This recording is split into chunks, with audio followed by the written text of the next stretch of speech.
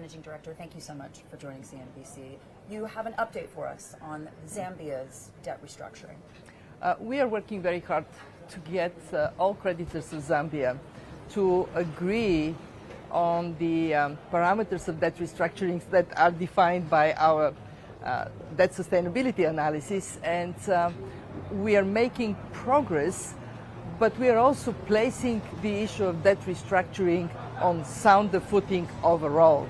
We just launched a sovereign debt global roundtable that brings for the first time in many, many years all creditors, traditional and new, private and public, with the debtor countries, so there can be a meaningful conversation and we can finally accelerate progress on debt restructuring. We are in a situation that needs it. 60% of low-income countries are either at debt distress or near debt distress, and we have a group of middle-income countries that are so overburdened that they are at the edge of being able to handle their economies. So progress is paramount. Well, China is one of the main creditors of those countries. To your mind, does that give them an unfair advantage in any conversation? Well, China has been stepping up engagement with developing countries for quite some time, and today they are indeed one of the largest creditors. We have been working with the Chinese authorities to recognize that with the larger share comes bigger responsibility. And most recently, they have made some progress. They co-chaired the creditor committee for Chad. We completed restructuring for Chad, the first country to finally get it done. They are co-chairing the creditor committee for Zambia, and they are participating in the Global Sovereign Debt Roundtable. What we want to see is faster, more effective action on a country-by-country basis, but also a global conversation that defines how we handle so many countries today under a heavy burden of debt. We fail, not only countries fail, but we then have a risk of a global debt crisis. We don't see it today, but better be there early, better prevent it from happening. How do you respond to those who would look at this situation and look at the fact that China, as I say, is one of those large creditor nations and say this gives them an unfair advantage, particularly when it comes to the fight for rare earth minerals? And of course, Zambia is a country that holds so many of those. What we want to see is China recognizing that with more wealth comes more responsibility. They have been providing financing on large scale to developing countries, and in some cases that has led to them being in a position of higher influence over these countries.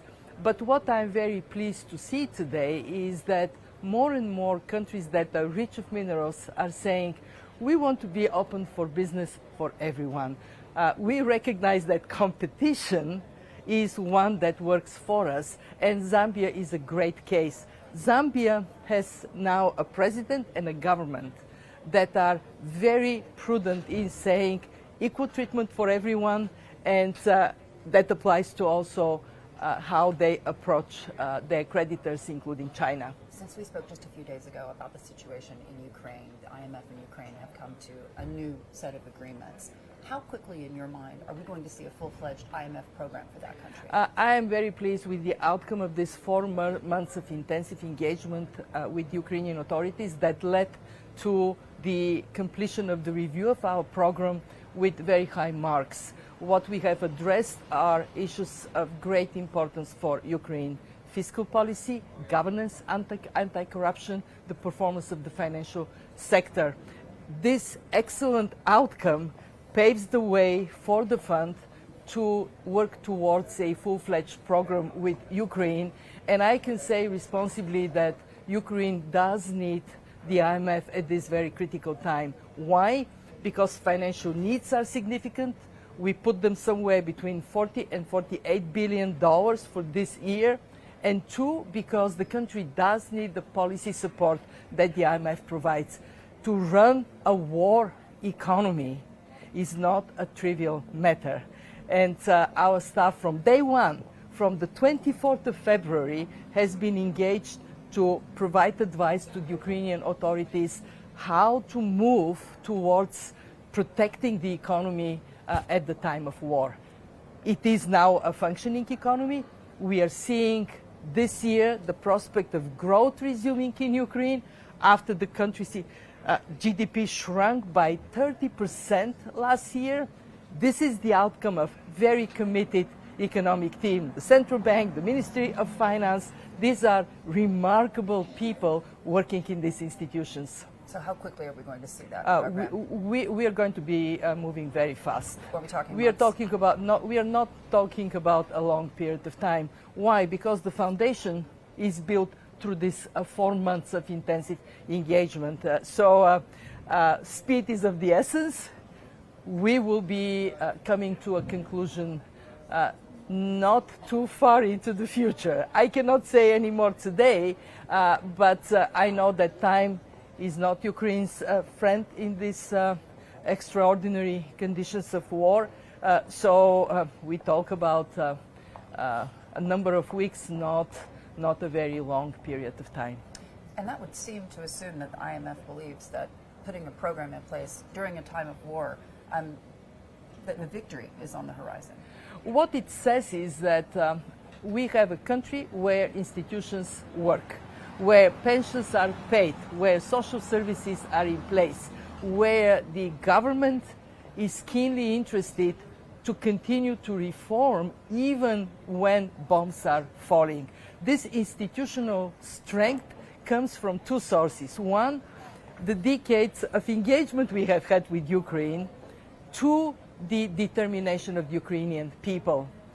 I am so impressed by what I see on a daily basis, how people in the offices of the Ministry of Finance go to work. Sirens, we can hear them in our calls with them, are going, but work continues. Determination, that will to keep the country together, is what gives us confidence to work with Ukraine. And accomplishing the IMF program with Ukraine would then pave the way, would it not, for their ascension to the EU? We make the desire of Ukraine to join the European Union a priority in our work. So when we look at the reforms we are supporting, from the functioning of the tax system, which by the way is quite impressive, and one thing that people may be interested to know, the most reliable source of revenues in Ukraine, value-added tax. When we worked on value-added tax, of course there were proponents and opponents. Now it happens to be quite a significant achievement from the past. What we are also looking into is spending priorities and how what Ukraine does on the governance side, especially anti-corruption, is going to help them to accelerate joining the European Union. They belong there, and the fund, of course, can help move faster on that road.